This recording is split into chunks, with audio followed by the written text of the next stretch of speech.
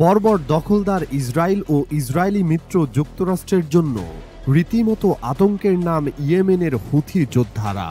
আধুনিক সামরিক শক্তির বিরুদ্ধে ফিলিস্তিনিদের পক্ষে ঢাল হয়ে লড়াই করে যাচ্ছে ইয়েমেনি হুথিরা। এবার লোহিত সাগরে যুক্তরাষ্ট্রের বিমানবাহী জাহাজে ড্রোন ও ক্রুজ ক্ষেপণাস্ত্র হামলার দাবি করেছে ইয়েমেনের সশস্ত্র গোষ্ঠী হুথি। অন্যদিকে দেশটির রাজধানী সানার উত্তরে মার্কিন বাহিনী পাল্টা হামলা চালিয়েছে বলে জানিয়েছে হুথি পরিচালিত আল মাসিরাহ টিভি। রবিবার এ খবর জানিয়েছে কাতার ভিত্তিক সংবাদ মাধ্যম আল জাজিরা। প্রতিবেদনে বলা হয়েছে, ইয়েমেনের হুথি বিদ্রোহীরা লোহিত সাগরে মার্কিন বিমানবাহী জাহাজে ড্রোন ও ক্ষেপণাস্ত্র হামলার দাবি করেছে। এক বিবৃতিতে সংগঠনটি জানিয়েছে, তাদের যোদ্ধারা লোহিত সাগরে বেশ কয়েকটি ড্রোন ও ক্রুজ ক্ষেপণাস্ত্র দিয়ে ইউএসএস হ্যারি ট্রুম্যান নামের একটি বিমানবাহী জাহাজ লক্ষ্য করে হামলা চালিয়েছে। বিবৃতিতে আরও বলা হয়েছে, এ হামলায় গাজায় যুদ্ধবিরতির সময়কালে ইয়েমেনের বিরুদ্ধে যে কোনো আগ্রাসনের পরিণতি সম্পর্কে লোহিত সাগরের শত্রু বাহিনীকে সতর্ক করার জন্য চালানো হয়েছে। ডিসেম্বরে লোহিত সাগরে পৌঁছানোর পর থেকে হুথি বিদ্রোহীরা এ নিয়ে ৮ বারের মতো মার্কিন বিমানবাহী রণতরীতে হামলার দাবি করল। এর আগে হুথির মুখপাত্র মোহাম্মদ আল বুখাইতি আল জাজিরাকে বলেন, রবিবার থেকে যুদ্ধবিরতি কার্যকর হলে তারা গাজার সমর্থনে সামরিক অভিযান বন্ধ করবে। তাদের নতুন এ হামলার দাবির বিষয়ে মার্কিন সেনাবাহিনীর পক্ষ থেকে তাৎক্ষণিকভাবে কোনো মন্তব্য করা হয়নি।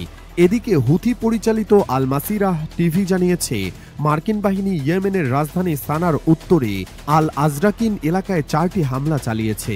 তবে এ হামলার বিষয়ে তাৎক্ষণিকভাবে বিস্তারিত জানা যায়নি।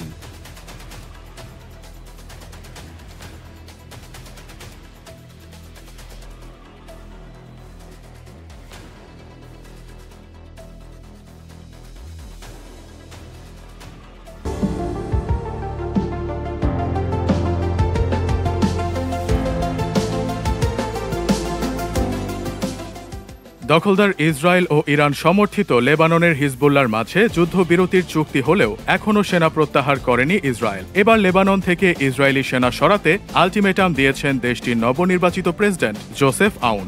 তিনি দাবি জানিয়েছেন, গত বছর ইসরায়েল হিজবুল্লাহ যুদ্ধবিরতির চুক্তি অনুযায়ী ইসরায়েলকে আগামী ২৬ জানুয়ারির মধ্যে দেশের দক্ষিণাঞ্চল থেকে সেনা সরিয়ে নিতে হবে। রাজধানী বৈরুতে জাতিসংঘের মহাসচিব অ্যান্তোনিও গুতেরেসের সঙ্গে বৈঠকের পর শনিবার প্রেসিডেন্ট আউনের কার্যালয় এই কথা জানিয়েছে। প্রেসিডেন্ট কার্যালয়ের বিবৃতিতে আরও বলা হয়েছে, স্থল ও আকাশে ইসরায়েলি বাহিনীর অব্যাহত হামলা, বিশেষ করে লেবানিজদের বাড়িঘর উড়িয়ে দেয়া এবং সীমান্তবর্তী গ্রাম ধ্বংস, যুদ্ধবিরতি চুক্তিতে যা বলা হয়েছিল তার সম্পূর্ণ পরিপন্থী।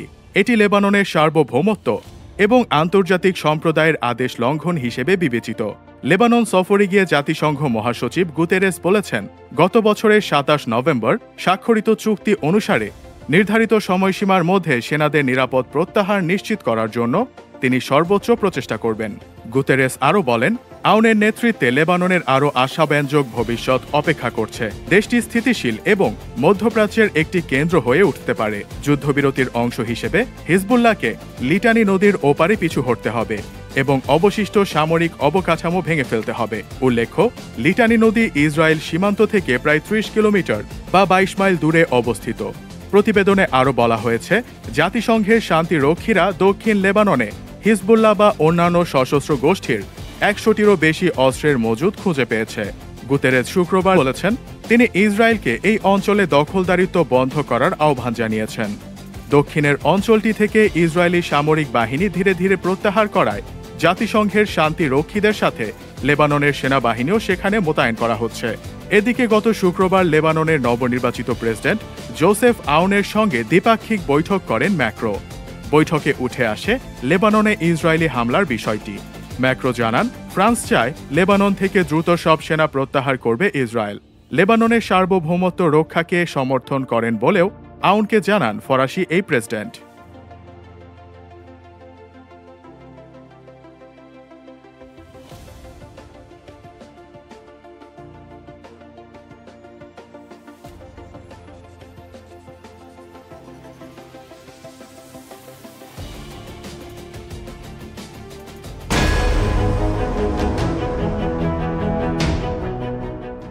বাংলাদেশ ও ভারত সীমান্তে গত কয়েকদিন ধরে চলমান অস্থিরতার মাঝেই ফের চাঁপাইনবাবগঞ্জ সীমান্ত উত্তপ্ত হয়ে উঠেছে। বাংলাদেশ ও ভারতীয় নাগরিকদের মধ্যে দিনভর সেখানে সংঘর্ষের ঘটনা ঘটেছে এবং এতে অন্তত 5 জন আহত হয়েছেন। এই ঘটনার প্রতিক্রিয়া জানিয়েছে ভারতীয় সীমান্তরক্ষী বাহিনী বিএসএফ। এছাড়া সীমান্তে উত্তেজনাকর পরিস্থিতির মধ্যে সংঘাত বন্ধ ও পরিস্থিতি মোকাবেলায় ইতিবাচক ভূমিকা রাখায় বাংলাদেশ সীমান্তের অতন্দ্র প্রহরী বিজিবির প্রশংসা করছে বিএসএফ। রবিবার এক প্রতিবেদনে এই তথ্য জানিয়েছে ভারতীয় সংবাদ মাধ্যম দ্য হিন্দু। দ্য হিন্দু বলছে, শনিবার পশ্চিমবঙ্গ ও বাংলাদেশের সীমান্তবর্তী এলাকার কৃষকরা মালদা জেলার সুখদেবপুর সীমান্ত ফাঁড়িতে সংঘর্ষে জড়িয়ে পড়েন। কিছু ভারতীয় কৃষক অন্যান্য দিনের মতো আন্তর্জাতিক সীমান্তের কাছে তাদের খেতে যাওয়ার পর এই ঘটনাটি ঘটে। এই একই সীমান্ত ফাঁড়িতেই কয়েকদিন আগে বর্ডার সিকিউরিটি ফোর্স বিএসএফ এবং বর্ডার গার্ড বাংলাদেশ বিজিবির মধ্যে বিরোধ দেখা দিয়েছিল। বিএসএফ এর দক্ষিণবঙ্গ ফ্রন্টিয়ারের একটি প্রেস বিবৃতিতে বলা হয়েছে, ভারতীয় কৃষকরা সীমান্তের ওপারে খেতে কাজ করা বাংলাদেশি কৃষকদের বিরুদ্ধে ফসল চুরি করার অভিযোগ আনে, যার কারণে উভয় দেশের কৃষকদের মধ্যে তর্ক শুরু হয়। উভয় পক্ষের কৃষকরা ব্যাপক সংখ্যায় জড়ো হতে শুরু করলে এবং একে অপরকে গালিগালাজ ও পাথর ছুঁড়তে শুরু করার পর ঘটনাটি গুরুতর মোড় নেয়। ঘটনাটি জানাজানি হওয়ার পর বিএসএফ ও বিজিবি সদস্যরা ঘটনাস্থলে পৌঁছে পরিস্থিতি নিয়ন্ত্রণে আনেন। বেশ কিছুক্ষণ হট্টগোল চললেও কারো হতাহত হওয়ার খবর পাওয়া যায়নি। সংঘর্ষের ভিডিও স্থানীয় টেলিভিশন চ্যানেলগুলোও প্রচার করেছে। বিএসএফ এর বিবৃতিতে বলা হয়েছে, বিএসএফ ভারতীয় কৃষকদের একই ধরনের বিরোধ থেকে দূরে থাকতে বলেছে এবং কোনো সমস্যা হলে বিএসএফকে জানাতে বলেছে। পরিস্থিতি নিয়ন্ত্রণে বিজিবিও ইতিবাচক ভূমিকা পালন করেছে এবং পরিস্থিতির অবনতি রোধে তাৎক্ষণিকভাবে নিজেদের এলাকায় বিজিবি প্রয়োজনীয় ব্যবস্থা নিয়েছে। বিবৃতিতে আরও বলা হয়েছে, সংশ্লিষ্ট এলাকার বিএসএফ ও বিজিবি ইউনিট কমান্ডেন্টরাও নিজেদের মধ্যে আরও ভালো সমন্বয় গড়ে তোলার চেষ্টা করছেন। প্রসঙ্গত, বাংলাদেশ ভারত সীমান্তে গত কয়েকদিন ধরে চলমান অস্থিরতার মাঝেই শনিবার ফের চাঁপাইনবাবগঞ্জের কিরণগঞ্জ সীমান্তে দিনভর সংঘর্ষের ঘটনা ঘটে।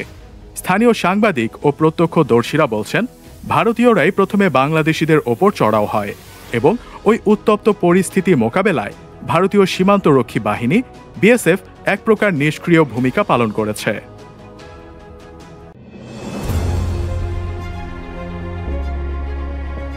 মধ্যপ্রাচ্যের অন্যতম শক্তিশালী দেশ ইরান একের পর এক চমক দিচ্ছে নতুন নতুন সামরিক সরঞ্জাম, অস্ত্রভাণ্ডার উন্মোচন করে। এবার ইরানের ইসলামী বিপ্লবী গার্ড বাহিনী বা আইআরজিসি দেশের দক্ষিণ পানিসীমার তীরে নির্মিত একটি নতুন কৌশলগত ভূগর্ভস্থ অস্ত্রাগার উন্মোচন করেছে। এই অস্ত্রাগারে দ্রুত আক্রমণকারী জাহাজ এবং অন্যান্য নৌযানের বিশাল বহর রাখা যাবে। আইআরজিসি প্রধান কমান্ডার মেজর জেনারেল হোসেন সালামি এবং আইআরজিসি নৌবাহিনীর commander rear admiral Ali Reza তাংশিরি গতকাল এই স্থাপনা উন্মোচন করেন। নতুন অস্ত্রাগার পরিদর্শনকালে আইআরজিসি প্রধান বলেন, এই স্থাপনাটিতে টর্পেডো লঞ্চিং সিস্টেম এবং মাইন স্থাপনে সক্ষম জাহাজের পাশাপাশি উল্লেখযোগ্য সংখ্যক দেশীয়ভাবে তৈরি দ্রুত আক্রমণকারী নৌযানও রয়েছে। তিনি বলেন, ভূগর্ভস্থ নৌ স্থাপনাটি আইআরজিসির নৌবাহিনীর ক্ষমতার একটি ক্ষুদ্র অংশ মাত্র। মেজর জেনারেল সালামি আরও বলেন, আইআরজিসি নৌবাহিনী অব্যাহতভাবে তার যুদ্ধ প্রস্তুতি এবং প্রতিরক্ষা ক্ষমতা বাড়িয়েছে। তিনি জোর দিয়ে বলেন, ক্ষেপণাস্ত্র সজ্জিত জাহাজ ইরানের সার্বভৌমত্ব এবং সামুদ্রিক সীমান্ত রক্ষার জন্য বর্তমানে পারস্য উপসাগরের জলসীমায় টহল দিচ্ছে। দেশীয়ভাবে তৈরি উন্নত এসব জাহাজ যুদ্ধ ক্ষমতা বাড়িয়ে দিয়েছে এবং আইআরজিসি সবসময় যুদ্ধ প্রস্তুতি বাড়িয়ে চলেছে। আইআরজিসি প্রধান কমান্ডার উল্লেখ করেন, এই জাহাজ এবং ক্ষেপণাস্ত্র লঞ্চার ছাড়াও পারস্য উপসাগর এবং হরমুজ প্রণালীর দ্বীপপুঞ্জ ও উপকূলে অন্যান্য ব্যবস্থা মোতায়েন করা হয়েছে। এসব অস্ত্র ও সামরিক সরঞ্জাম নানা ধরনের মিশন পরিচালনার জন্য প্রস্তুত। এর আগে জেনারেল সালামি জোর দিয়ে বলেছিলেন যে ইরানি জাতি শত্রুর বিরুদ্ধে সমস্ত শক্তি নিয়ে দাঁড়িয়ে আছে। তিনি আরও বলেন, আমরা আমাদের স্বাধীনতা, পরিচয়, সুনাম এবং কৃতিত্ব রক্ষার জন্য কখনো সীমানার বাইরের কোনো শক্তির উপর নির্ভর করিনি। মূলত আমরা অন্যদের কর্মকাণ্ডের উপর ভিত্তি করে দেশের প্রতিরক্ষা কাঠামো তৈরি করিনি। সব ক্ষেত্রে স্বনির্ভরতা অর্জন করা আমাদের প্রধান নীতি বলেও জানান জেনারেল সালামি।